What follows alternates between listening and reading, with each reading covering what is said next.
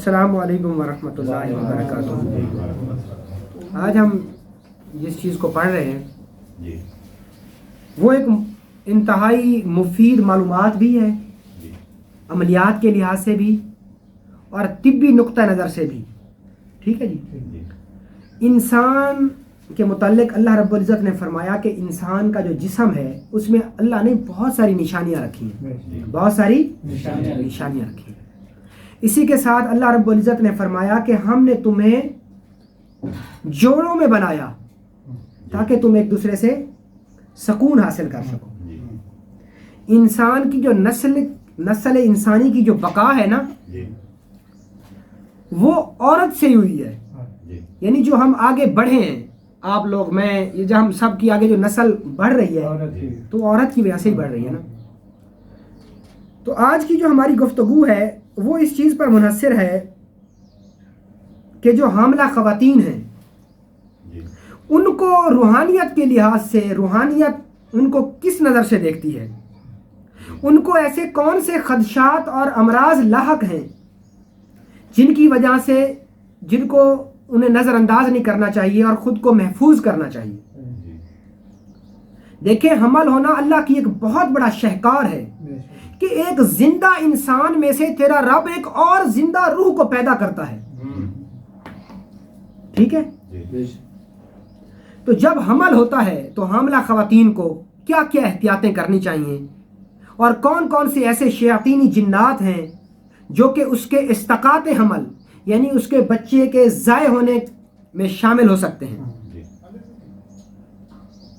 تو سب سے پہلے جب حمل ہوتا ہے، جب کسی بھی عورت کو حمل ہوتا ہے تو حمل ہونے کے ساتھ ساتھ اس کے جسم کے اندر تبدیلیاں رونما ہوتی ہیں اور خاص قسم کے شیاطینی جنات جو کہ کبھی بھی نہیں چاہتے کہ اولاد آدم کی نسل آگے بڑھے، تو وہ اسی وقت سے اپنا حاملہ عورت کے اوپر اپنا تصرف شروع کر دیتے۔ اچھا، اس کے آگے چل کے میں آپ کو باقاعدہ اس کی حدیث کا حوالہ بھی دوں گا۔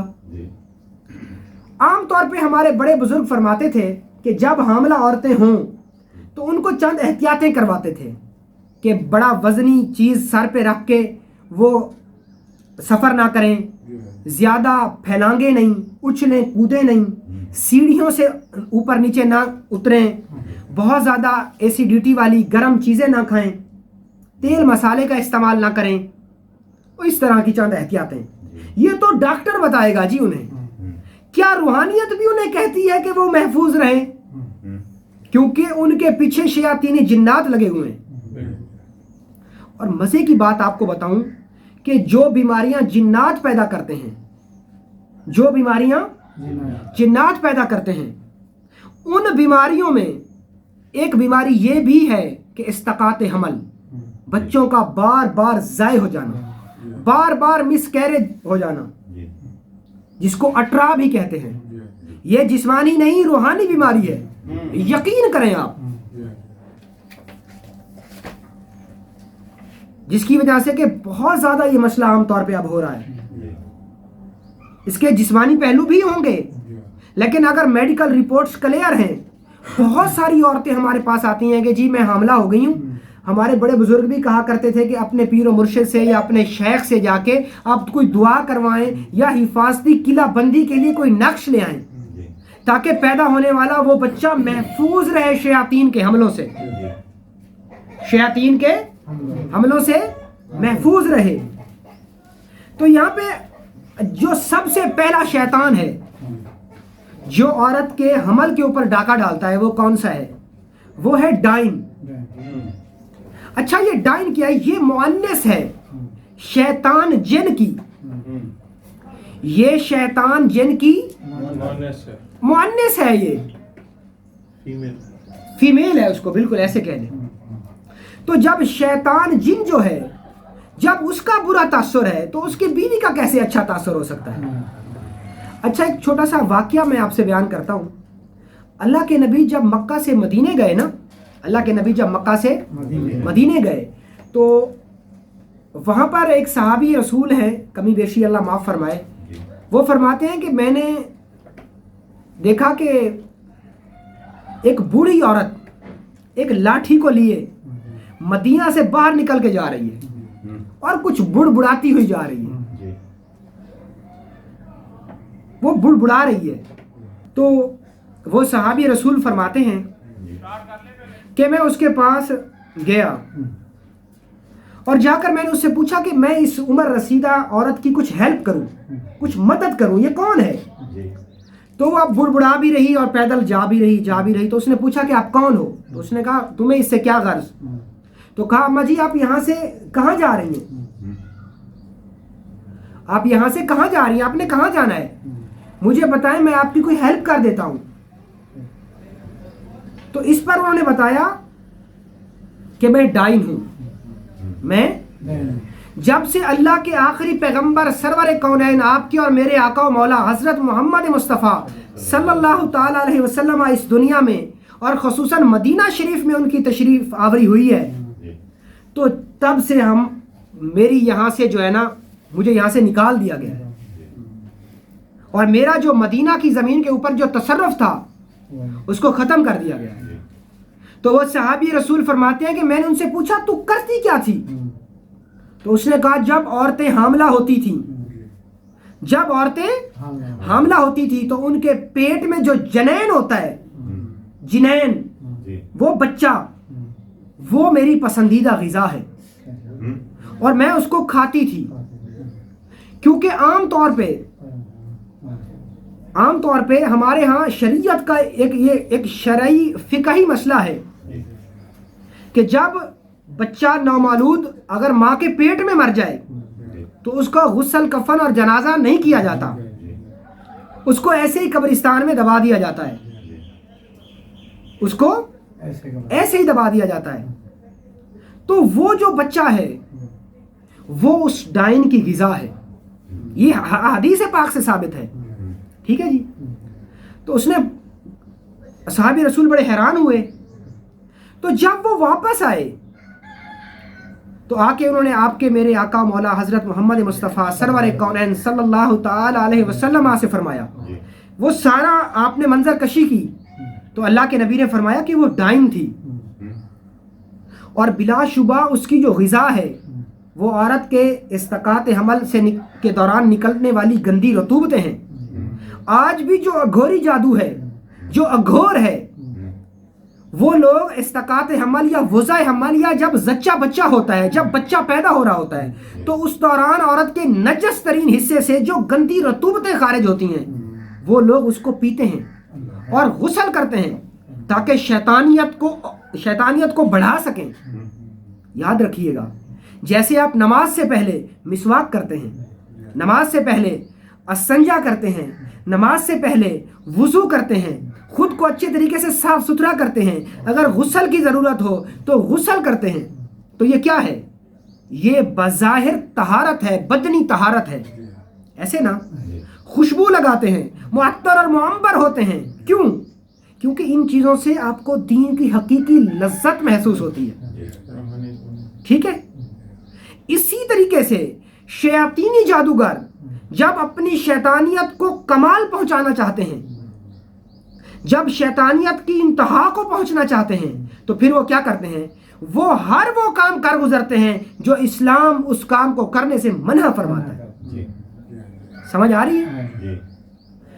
تو ایک پہلا حملہ کے پیٹ پہ ہوتا ہے وہ ڈائن کا ہوتا ہے. اب ہم نے حملہ کو ڈائن سے محفوظ کرنا ہے. ان سب کا علاج میں آپ کو ایک ہی بتاؤں گا. اب ہم آگے چلتے ہیں کہ دوسری کون سی چیز ہے جو کہ عورت کے اندر، حاملہ عورت پر اپنا تصرف ڈال سکتی ہے.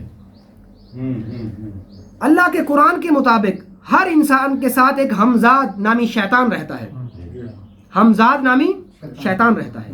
اور یاد رکھیے گا، یہ حدیث پاک ہے کہ شیطان پانی کے اوپر اپنا تخت لگاتا ہے اور اپنی ساری پنچایت کو اکٹھا کرتا ہے، اکٹھا کر کے ان سے کارگزاری لیتا ہے کہ بتاؤ ذرا تم کیا کیا کر کے لائے ہو.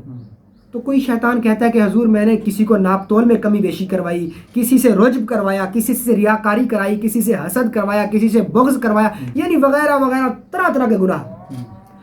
آخر میں ایک شخص کھڑا ہوتا ہے, اذان ہو جائے, کیونکہ جو انسان کا سب سے بڑا دشمن ہے نا آدم اور اولاد آدم کا, وہ کون ہے؟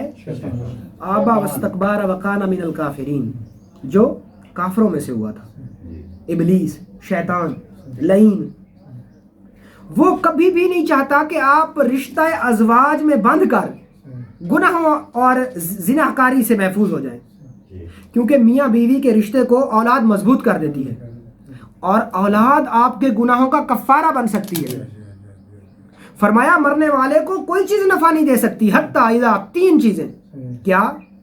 صدقہ جاریہ, نیک اور صالح اولاد, اور اس کے ایسا کوئی کام جو کہ اس کی نیکی زمین پیچھے باقی رہ جائے, مخلوق خدا کے ساتھ کوئی احسان. یہ 3 چیزیں مرنے والے کو مرنے کے بعد بھی نفع دیتی ہیں. جب کوئی شخص مرتا ہے تو کرامن کاتبین اللہ کے ہاں پیش ہوتے ہیں کہ اے اللہ اب تیرا بندہ تو ختم ہو گیا, تو اب ہم اس کی اچھائیاں اور برائیاں اکٹھی کر کے تیرے پاس آ جائیں. تو رب فرماتا ہے نہیں, اس کی قبر پہ بیٹھ جاؤ, اس کی قیامت تک, جب تک اس کی آل اور اولاد میرا کلام کا وسیلہ پیش کر کے مجھ سے مغفرت مانگے تو اس کے کھاتے میں نیکیاں لکھتے جاؤ. اور فاتحہ تو بڑی دور کی بات ہے, آپ ایک سبز ٹہنی اکھیڑیں اور قبر پہ گاڑ دیں, جب تک وہ ہری رہے گی, حدیث رسول ہے, سنت رسول ہے, جب تک وہ ہری رہے گی تو قبر پر جو عذاب ہے وہ بھی ہٹ جائے گا اور قبر پر ابر رحمت برستا رہے گا. کچھ لوگ کہتے ہیں نا ہمارے معاشرے میں کہ مرنے والوں کو کوئی چیز نفع نہیں دے سکتی, یہ سب بکواس ہے, یہ سب وحیات ہے. اللہ کے بندے, قرآن تو دور کی بات ہے, اس میں تو سبز ٹہنی نفع دے رہی. قرآن تو ایک بہت بڑی لا ریب فیہ والی کتاب ہے, نور من اللہ ہے, وہ کتاب مبین ہے, وہ تو کھلی ہدایت ہے, اس کی تو میں بات ہی نہیں کر رہا. خیر ہم اپنے موضوع سے ہٹ جائیں گے. وہ شیطانی ہمزاد وہ پھر حملہ کرے گا کہ کسی طریقے سے استقاط حمل ہو جائے. نمبر 3 پہ تیسرا حملہ وہ کیا ہے؟ وہ ہر عورت جب حاملہ ہوگی تو سال میں 4 بار سورج گرہن اور چاند گرہن لگے گا. ہر سال 2 بار سورج گرہن لگتا ہے اور 2 بار چاند گرہن لگتا ہے. کبھی 3 بار سورج گرہن لگتا ہے, کبھی 1 بار چاند گرہن لگتا ہے.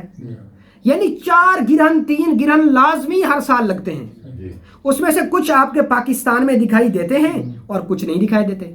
لیکن اگر نہ بھی دکھائی دیں لیکن ان کا تصرف ہوتا ہے, ان کا اثر ہوتا ہے. ٹھیک ہے. سورج سے نکلنے والی نیگیٹو ریز وہ بھی حاملہ کے پیٹ کے اوپر اثر کرتی ہیں. ٹھیک ہو گیا جی. اب اس کے علاوہ ایک ایسا سحر جسے سحر استحاضہ کہتے ہیں. سحر اچھا, حیض کیا ہے؟ عورت کو کے ایام مخصوصہ جو 3 دن 5 دن 7 دن اور زیادہ سے زیادہ 10 دن تک رہیں وہ حیض کہلاتے ہیں. اگر 10 دن سے مینسز بڑھ جائیں تو یہ استحاضہ ہے. کیا ہے؟ اور اللہ کے نبی نے استحاضہ کے متعلق کیا فرمایا؟ میں آپ کو حدیث رسول سنا رہا ہوں کہ وہ حیض نہیں جو 10 دن سے آگے چلا جائے, اس کے متعلق نبی نے کیا فرمایا کہ وہ حیض نہیں, وہ تو استحاضہ ہے جو کہ ایک خاص رگ سے بہنے والا خون ہے. اور جو حیض کا خون ہے وہ یوٹرس یعنی عورت کے بچہ دان سے آتا ہے, اور جو استحاضہ کا خون ہے وہ ایک خاص رگ سے ابل کر خون بہتا ہے. آپ نے اکثر عورتوں کو دیکھا ہوگا حاملہ ہوتی ہیں اور پھر ان کو بلیڈنگ شروع ہوتی ہے, یہاں تک کہ ڈاکٹر خود کہتا ہے کہ آپ جا کے اس کا جو ہے نا ابورشن کروائیں, مس کیریج کروائیں, اس کی صفائی کروائیں اور بچے کو خود ضائع کروا دیں, ورنہ ماں کی زندگی کے لیے خطرہ بن جائے گا. تو یہاں پہ بھی ایک خاص قسم کا جنات ہے جو کہ سحر استحاضہ پیدا کر دیتا ہے, جس سے کہ خون بار بار خون ضائع ہونا شروع ہو جاتا ہے اور ایز اے ریزلٹ یہ ہوتا ہے کہ حمل ضائع ہو جاتا ہے. ٹھیک ہے جی. یہی جادو, اسی کے متعلق ایک حدیث پاک ہے کہ عورت کے رحم کے اندر, اچھا آپ کو ایک اور حدیث سناتا ہوں. اللہ کے نبی کی حدیث ہے کہ جو شیطان ہے وہ تمہارے خون میں گردش کرتا ہے. جو شیاطین ہیں وہ تمہارے خون میں گردش کرتے ہیں. کیوں کہا گیا کہ ہجامے سے ہر بیماری کا علاج ہے؟ کیونکہ ہجامے میں وہی خون تو وہ نکالتے ہیں جو وہ گندا بیکار سکن میں جلد میں خون آ جاتا ہے. ہجامہ سنت ہے, آپ نے سن رکھا ہوگا شاید, وہ جو کپ لگاتے تھے زمانہ قدیم میں, آج بھی لگا رہے ہیں. ٹھیک ہے جی. کسی دور میں نائی لگاتے تھے, حجام لگاتے تھے, پھر بزرگوں نے بھی لگانا شروع کر دیا. ان کے خاص مقام اور پوائنٹس ہوتے ہیں, وہ انہی جگہوں پہ لگائے جاتے ہیں. ہاسپٹلز میں بھی وہی لگا, اب جدید تو اس کو کپنگ کہہ رہے ہیں, اب تو بڑا اس کو جدید کر کے وہ لگا رہے ہیں. تو وہ کیا کرتے ہیں کہ وہی خون جو شیاطین کے ساتھ گردش کرتا ہے اس کو وہ نکال دیتے ہیں. اور اللہ کے نبی نے فرمایا کہ حجامہ 70 بیماریوں کا علاج ہے جو کہ شیاطین سے پیدا ہوتی ہیں. جب شیطان آپ کے خون میں شامل ہو جاتا ہے تو گردش کرتا کرتا جب وہی خون عورت کے رحم میں جاتا ہے تو شیطان اسی رحم میں اپنا مسکن ٹھہرا لیتا ہے اور اسی رحم میں باقاعدہ بیماریاں پیدا کرتا ہے, جس کو اٹرا کہتے ہیں, جس کو رسولی کہتے ہیں, جس کو پانی کی تھیلی کہتے ہیں, جس کو لیکوریا کہتے ہیں. یہ ساری امراض نیگیٹو تھاٹ سے یا شیاطینی جنات سے پیدا ہو رہی ہیں. اچھا, یہاں پہ یہ بات بھی قابل غور ہے, ضروری نہیں ہے کہ ہر عورت کو شیاطینی جنات کی وجہ سے ہو رہے ہیں. جسمانی بھی, میڈیکلی طور پہ بھی یہ بیماریاں ہو سکتی ہیں. ہمیں کیسے پتا چلے گا کہ یہ جادو جنات کی وجہ سے ہو رہا ہے یا بیماری کی وجہ سے ہو رہا ہے؟ اگر مریضہ کی میڈیکل رپورٹس ٹھیک آ رہی ہیں پھر بھی مریضہ کو بچہ ضائع ہو جاتا ہے, آپ ٹیسٹ کرواتے ہیں, وہ کہتے ہیں اس کو اٹرا نہیں ہے, اس کے اندر پانی کی تھیلیاں نہیں بن رہی, رحم کے اندر کوئی, یوٹرس کے اندر کوئی انفیکشن, گہمڑ, کینسر, ٹیومر نہیں ہے, اس کے باوجود بھی بچہ ضائع ہو رہا ہے, تو پھر جنات کی وجہ سے ہو رہا ہے. ٹھیک ہو گیا جی. اب ہم آتے ہیں علاج کی طرف کہ ہم اس کا علاج کیا کریں گے اور اس کا علاج کیسے کریں گے. سب سے پہلے آپ کو چاہیے کہ آپ مریضہ کا وزن کریں. جتنا مریضہ کا وزن بنے اس کے وزن کے اعتبار سے آپ ایک جانور لے لیں, وہ بھلے بڑا لے لیں, چھوٹا لے لیں. اگر وزن کے اعتبار سے نہیں لیتے تو نفس حصے کے حساب سے لے لیں. اس کا 100 کلو وزن ہے تو آپ 50 کلو کا جانور لے لیں. ٹھیک ہے جی. اور وہ حاملہ کی طرف سے صدقہ بنا کے کھڑا کر دیں. حاملہ اس کے اوپر اپنا ہاتھ پھیرے اور یہ تصور کرے کہ اے اللہ, میں جادو اور شیاطینی جنات سے نجات کے لیے اپنا اس کو صدقہ متعین کرتی ہوں. ٹھیک ہے. صدقہ بہت بڑا علاج ہے. صدقہ و ترد البلا, صدقہ موت اور بلاؤں کو ٹال دیتا ہے. ٹھیک ہے. اور صدقے سے باقاعدہ علاج کیا جا سکتا ہے ہر مرض کا اور ہر بیماری کا. ٹھیک ہے جی. صدقہ اللہ کے غصے کو ٹھنڈا کرتا ہے. یہ حدیثیں سنا رہا ہوں میں آپ کو ساری. اب آپ نے کیا کرنا ہے کہ وہ جانور کچھ دن کھڑا رہے, اس کے بعد جب عورت 7 ماہ خیریت اور عافیت سے گزار لے تو پھر آپ نے کیا کرنا ہے. اچھا, پہلے دن جس دن آپ جانور لے کے آئیں گے تو آپ نے ایک دھاگا بنانا ہے جس کے اندر 7 رنگ ہوں گے. اچھا, 7 رنگ کیوں ڈال رہے ہیں ہم؟ کیونکہ انسان کے جسم کی روح جو گردش کرتی ہے نا, وہ 7 مقام پہ گردش کرتی ہے. انسان کے جسم کے 7 مقام ہیں جن پر روح ایک جگہ نہیں رہتی. روح انسان کے جسم کے 7 مقام ہیں جن پر گردش کرتی ہے. ایک یہ وجہ ہے. دوسری ایک بڑی وجہ کہ جنات کی 7 سنتلتیں ہیں. ابرسا, صبرسا, سارسا, سارسا بن اخنوسا, اخنوسا بن سارسا, یہ جنات کی قومیں ہیں. ٹھیک ہے. تیسری وجہ 7 کو کیوں چن رہے ہیں, اس کی وجہ یہ ہے کہ انسان کی روح کے اندر جو رنگ ہیں وہ 7 ہیں. ٹھیک ہے. تو ہم نے تو روحانی علاج کرنا ہے نا, تو اسی لیے ہمارے بزرگان دین نے فرمایا کہ تم 7 رنگ کے دھاگے لے لو اور عورت کے سر سے لے کر پاؤں تک اس کو ماپ لو اور 7 تار کھینچو, اس کو ایسے اکٹھا کر کے تو اس کی ایک رسی بنا لو. رسی بنانے کے بعد اس پر آپ نے 7 گرہیں لگانی ہیں. 7 گرہیں لگانی ہیں اور ہر گرہ کے اوپر 7 بار سورت فلق اور سورت ناس پڑھنا ہے. بس سورت فلق اور سورت. اچھا, سورت فلق اور سورت ناس کا ہی کیوں انتخاب ہم کر رہے ہیں؟ کیونکہ اس سے بڑھ کے جادو کا علاج کہیں نہیں. آپ اس کا ترجمہ پڑھ لیں. اللہ, میں پناہ چاہتا ہوں تیری جنات سے, انسانوں سے, جنات کے وسوسے سے جو جنات پھیلاتے ہیں یا انسان پھیلاتے ہیں. من الجنت والناس. اچھا, من الجنت پہلے جن آئے, اللہ نے نام لیا, پھر انسان کا لیا. من الجنت والناس, ناس انسانوں کو کہتے ہیں. ٹھیک ہے. والناس انسانوں کو کہتے ہیں. اللہ نے فرمایا من الجنت والناس. پہلے اللہ نے من سے ہوتا ہے، جنات کو اللہ نے کیوں مخاطب کیا پہلے؟ کیونکہ انسان کا اتنا شر نہیں ہے جتنا جنات کا ہے حمل کے ضائع ہونے میں۔ اور دوسری ایک بڑی وجہ جو کہ جنات کو اللہ نے پہلے مخاطب کیا وہ یہ کہ انسان سے پہلے جنات پیدا کیے گئے تھے۔ انسان کا بھی جادو ہے، نظر کا جادو، نظر بد کا جادو۔ اللہ کے نبی نے فرمایا کہ میری امت میں اکثر موتیں نظر بد کی وجہ سے ہوں گی۔ نظر بد کو آپ ایسے سمجھتے ہیں چھوٹی موٹی چیز ہے، اس کے لیے گھنٹوں بڑا لیکچر چاہیے۔ میں آپ کو 17 سے 18 حدیثیں پیش کر سکتا ہوں کہ نظر بد کے متعلق نبی نے کیا فرمایا۔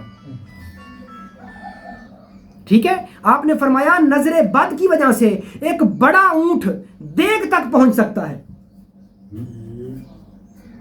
آنکھ کا، حسد والی آنکھ کا اثر ہے ایسا، اور جیسے بد نظری ہے ایسے اچھی نظر بھی ہوتی ہے، اور اللہ کرے آپ سب کو کسی اچھے انسان کی اچھی نظر لگ جائے۔ جیسے بد نظری لگنے سے انسان کی پوری زندگی متاثر ہو جاتی ہے، ایسے کسی اچھے اللہ والے کی نظر لگنے سے اس کی ساری زندگی میں چینجنگ آ جاتی ہے، اس کا سارا ظاہر اور باطن ٹھیک ہو جاتا ہے۔ نگاہ کی بڑی قیمت ہے۔ سب سے پہلے آپ کی آنکھ ہی تو دیکھتی ہے، پسند نہ پسند تو بعد میں ہے نا، پہلے تو ہم دیکھتے ہیں پھر پسند کرتے ہیں۔ آنکھ کا ایسا جادو ہے کہ امام جعفر صادق سے پوچھا گیا کہ یا امام حق المبین، یہ کائنات چھوٹی نہ ہو، یہ کائنات اور ڈبی بڑی نہ ہو، کیا یہ ساری کائنات ایک ڈبیا میں سما سکتی ہے؟ تو امام نے فرمایا جی ہاں سما سکتی ہے، جی ہاں۔ تو اس نے کہا وہ کیسے؟